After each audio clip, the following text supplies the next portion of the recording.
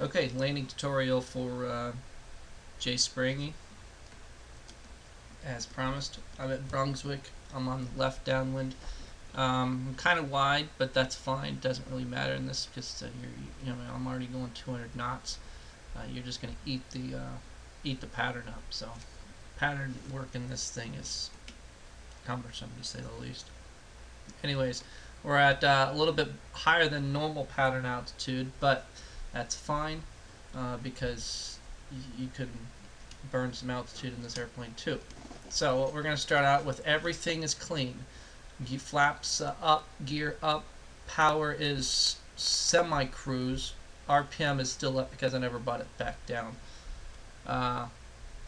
What you want to do is you're already halfway through, or you're about halfway through, and I've always been taught start setting the airplane up halfway through the pattern, if not a little bit before, especially with this such a high performance airplane, especially getting your speed prepared before you're at this point. If you're still doing 260 knots or faster at this point, you're going to be working a lot at the end. So start preparing this airplane prior to even on downwind.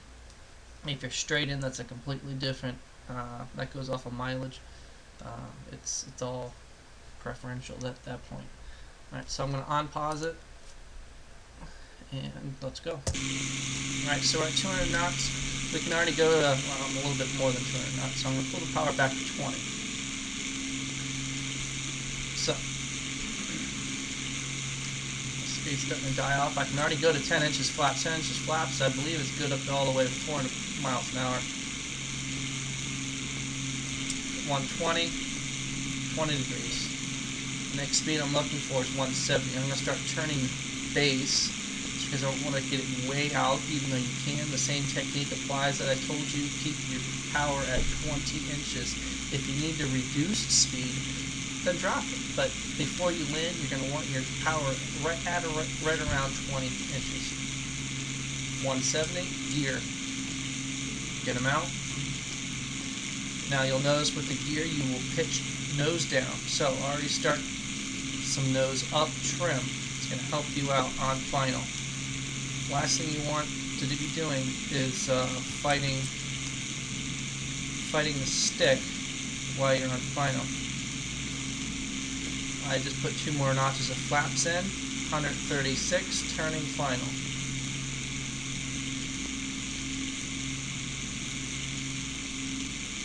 .20 inches, final notch of flaps.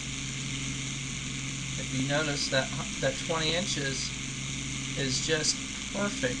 20 to 25, depending on your attitude. I tend to bring this plane in a little low, and I don't know why. I'm still fighting some aft stick, so I'm going to nose up trim. Now notice that 20 inches, it just nails that 120 to 110 mile an hour final speed. My RPM, full up, full fine, or whatever you want to call it, 100% RPM. You just bring it in. Keep that nose right about the numbers, okay? Fighting that wind and keeping it just straight down the runway.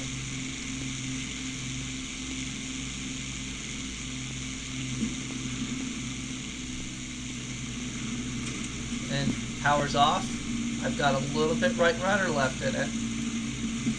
Okay? And I've still got right rudder in it.